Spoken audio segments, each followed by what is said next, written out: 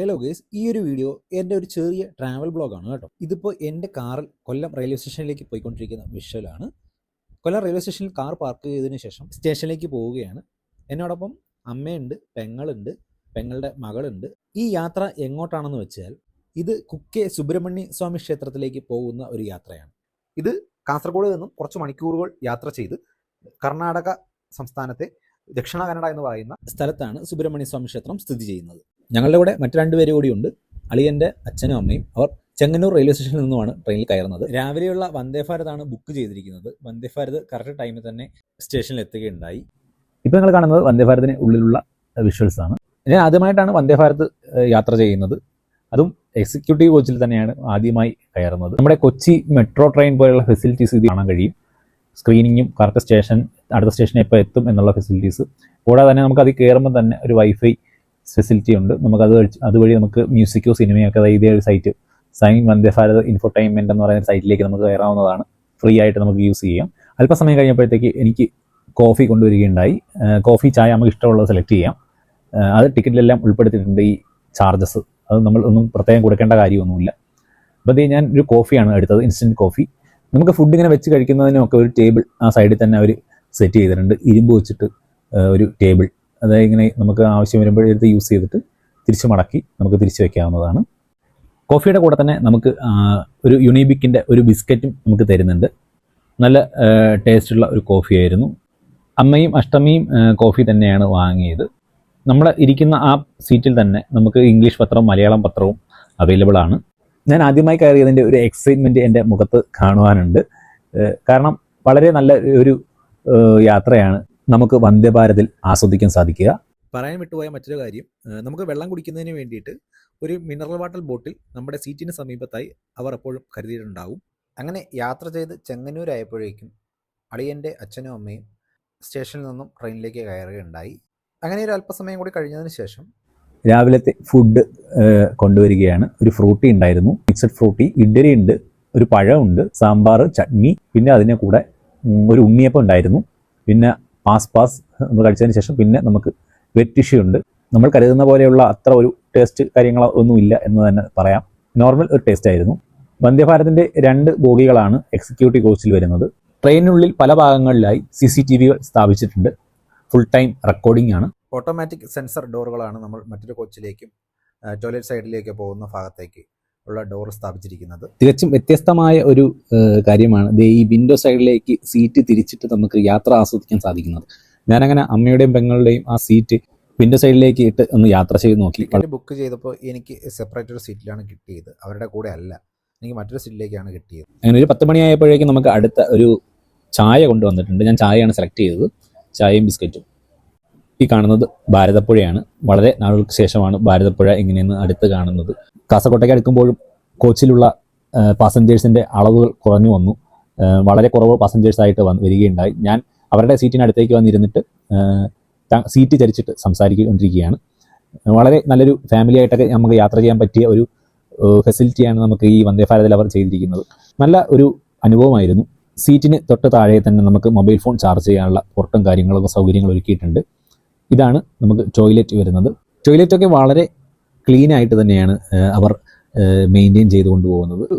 മറ്റൊരു അത്ഭുതം എന്താണെന്ന് വെച്ച് കഴിഞ്ഞാൽ ഈ കേരളത്തിൻ്റെ വടക്ക് സൈഡിലേക്ക് പോകുമ്പോഴുള്ള കാഴ്ച ഈ മനോഹരമായ ഈ തെങ്ങിൻ തോപ്പുകളാണ്. കാരണം ഞാൻ ആ ഒരു സൈഡിലേക്ക് ഒരുപാട് യാത്ര ചെയ്തിട്ടില്ല. പക്ഷേ ഈ ഒരു യാത്രയിൽ ഞാൻ മനസ്സിലാക്കിയത് എന്താണെന്ന് വെച്ച് കഴിഞ്ഞാൽ ഒരുപാട് തെങ്ങിൻ തോപ്പുകളാണ് നിരനിരയായി ഇങ്ങനെ നമുക്ക് കാണാൻ സാധിക്കുന്നത്. ഈ കാണുന്നത് നിങ്ങൾ തന്നെ കാണുന്നില്ലേ, ഫുൾ തെങ്ങുകളാണ്.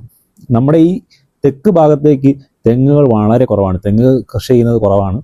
അപ്പം ഞാൻ കണ്ടതിൽ വളരെ അത്ഭുതത്തോടെ നോക്കിക്കണ്ട ഒരു കാഴ്ച തന്നെയാണ് ഈ തെങ്ങിൻ തോട്ടം. വളരെ മനോഹരമായ, നമുക്കൊരു നാട്ടിൻപുറം ഫീൽ ചെയ്യുന്നത് തന്നെ ഈ ഒരു തെങ്ങിൻ തോപ്പുകളൊക്കെ കാണുമ്പോഴാണ്. കേരളം എന്ന ഈ പേര് അന്വർത്ഥമാക്കുന്നത് ഈ ഒരു കേര നിറഞ്ഞ ഈ നാട് തന്നെയാണ്.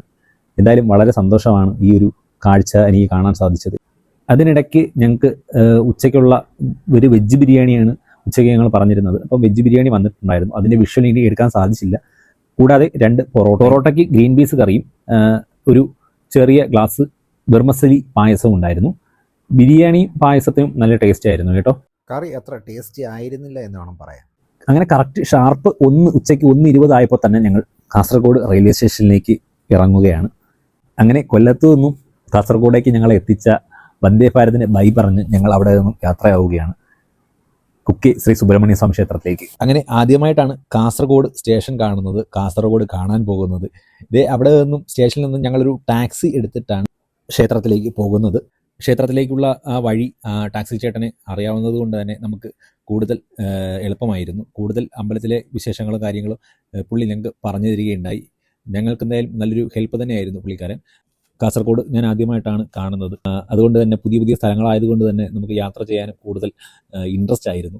നമ്മുടെ നാട്ടിൽ ഇപ്പോൾ പണിയാതെ പോയ എലിവേറ്റഡ് ഹൈവേ നമുക്ക് കാസർഗോഡ് ഇതിപ്പോൾ നിങ്ങൾക്ക് കാണാൻ സാധിച്ചു, എനിക്കും കാണാൻ സാധിച്ചു. അതുപോലെ തന്നെ പുതിയ ആറോരി പാത ഭാഗികമായി പണികൾ കഴിഞ്ഞു, അതുവഴി യാത്ര ചെയ്തു. അതാണ് നിങ്ങളിപ്പോൾ കാണുന്നത്.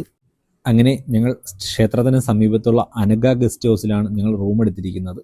വൈകുന്നേരം ഒരു 4 മണി 4:30 മണിയായപ്പോഴത്തേക്ക് ഞങ്ങൾ അനഘ ഗസ്റ്റ് ഹൗസിലേക്ക് എത്തി. ഇതാണ് കുക്കെ ബാലസുബ്രഹ്മണ്യ സ്വാമി ക്ഷേത്രത്തിൻ്റെ മെയിൻ കവാടം.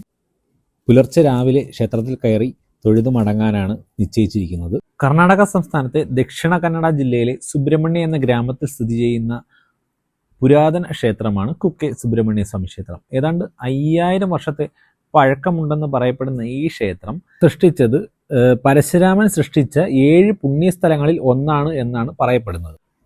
പശ്ചിമഘട്ട മലനിരകളിൽ നിലകൊള്ളുന്ന ഈ ക്ഷേത്ര പരിസരം പ്രകൃതി ഭംഗി കൊണ്ട് അനുഗ്രഹീതമാണ്. ആകാശത്തോളം ഉയർന്നു നിൽക്കുന്ന കുമാരപർവ്വതവും നിബിഡവനങ്ങളും നദികളും ഈ പ്രദേശത്തിൻ്റെ മനോഹാരിതയ്ക്ക് മാറ്റുകൂട്ടുന്നുണ്ട്. ഗസ്റ്റ് ഹൗസിൽ നിന്നും പോകുന്ന വഴി തന്നെ ക്ഷേത്രത്തിന് സമീപത്തായി തന്നെ മനോഹരമായ ഒരു പാർക്കും അവിടെ അവർ പണിഞ്ഞ് സെറ്റ് ചെയ്തിട്ടുണ്ട്. ക്ഷേത്രത്തിലേക്ക് പോകുന്ന വിഷ്വലാണ് നിങ്ങളിപ്പോൾ കണ്ടുകൊണ്ടിരിക്കുന്നത്. അങ്ങനെ സുബ്രഹ്മണ്യ സ്വാമി ക്ഷേത്രത്തിലും ക്ഷേത്രത്തിൻ്റെ മൂലസ്ഥാനമായ മറ്റൊരു ക്ഷേത്ര സമീപത്ത് തന്നെ ഉണ്ട്. അവിടെയും പോയി തൊഴുത് മടങ്ങി വരുമ്പോൾ തന്നെ ഞങ്ങൾ നേരെ പാർക്കിലേക്കാണ് വന്നത്.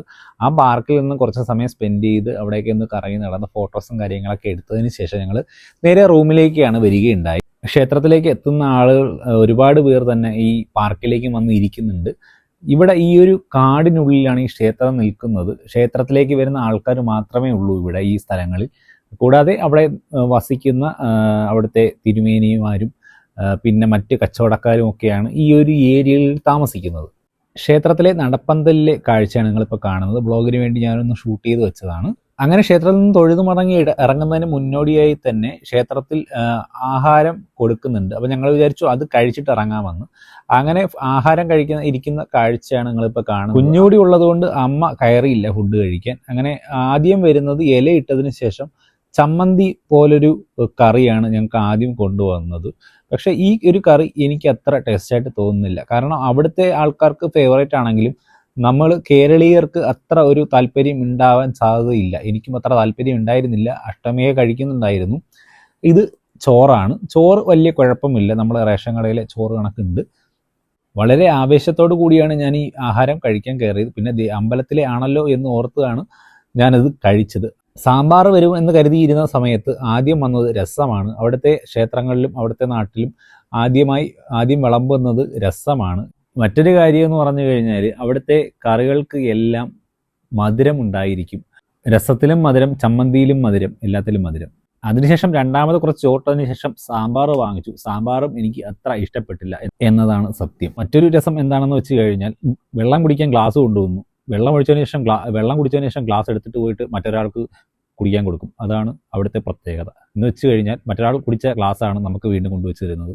കുടിച്ചിട്ട് ഗ്ലാസ് കൊടുക്കണം. അങ്ങനെ പായസം വന്നു. പായസം ഒഴിച്ചത് അവസ്ഥ നിങ്ങൾ കണ്ടല്ലോ. ഇതാണ് അവസ്ഥ. ഞാനിത് കുറ്റം പറയുമല്ല, അവിടുത്തെ നാട്ടിലെ രീതി അങ്ങനെയാണ്. അങ്ങനെ ഉച്ചയ്ക്ക് 2 മണിയായപ്പോഴത്തേക്കും ഞങ്ങൾ അവിടെ നിന്ന് തിരിച്ചിറങ്ങി. ആ ടാക്സി ചേട്ടൻ തന്നെ ഞങ്ങളെ തിരിച്ച് പിക്ക് ചെയ്യാനും വന്നിട്ടുണ്ടായിരുന്നു. അങ്ങനെ നേരെ ഞങ്ങൾ റെയിൽവേ സ്റ്റേഷനിലേക്ക് പോയിക്കൊണ്ടിരിക്കുകയാണ്. കൂടുതലും തുളു ഭാഷയിലാണ് അവിടുത്തെ നാട്ടുകാർ സംസാരിക്കുന്നത്. പിന്നെ കന്നഡ. ഞാൻ തമിഴ് വെച്ച് പറഞ്ഞൊക്കെ അഡ്ജസ്റ്റ് ചെയ്താണ് നിന്നത്. പിന്നെ മലയാളികളായ തിരുമേനിമാർ അവിടെ ഉണ്ട്.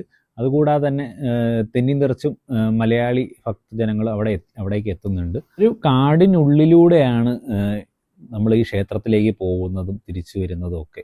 ട്രാൻസ്പോർട്ട് സർവീസൊക്കെ ഉള്ള റൂട്ടാണ്. കാസർഗോഡ് നിന്ന് നമുക്ക് ട്രാൻസ്പോർട്ട് ബസ് അവൈലബിൾ ആണ് ക്ഷേത്രത്തിലേക്ക്. അങ്ങനെ ഞങ്ങൾ കാസർഗോഡ് സ്റ്റേഷനിലേക്ക് എത്തുകയുണ്ടായി. സ്റ്റേഷനിൽ നിന്നും 7 മണിക്കാണ് ഞങ്ങൾക്ക് ട്രെയിൻ പറഞ്ഞിരിക്കുന്നത്. മലബാർ എക്സ്പ്രസ്സിലാണ് ഞങ്ങൾ തിരിച്ച് കൊല്ലത്തേക്ക് പോകുന്നത്. അങ്ങനെ ഞങ്ങളവിടെ വെയിറ്റിംഗ് ആണ്. 4 മണിയായപ്പോഴത്തേക്ക് ഞങ്ങൾ സ്റ്റേഷനിലെത്തി.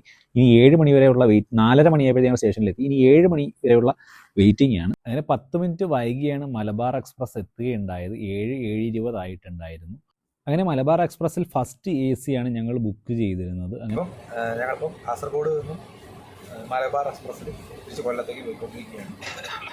മലബാർ എക്സ്പ്രസ്സിൽ ഫസ്റ്റ് AC ആണ് ഇപ്പോൾ എടുക്കുന്നത്. ഇതിലിപ്പം 4 ബെഡുണ്ട്, 4 പേർക്ക് ഇരിക്കാം. ഒരാൾ 5 പേരുള്ളതിൽ ഒരാൾ അപ്പുറത്തെ വീലാണ്. അപ്പം ഞങ്ങൾ കയറി ഫുഡ് കഴിച്ചു. ഞാൻ കഴിച്ചു, ഇവർ കഴിച്ചു.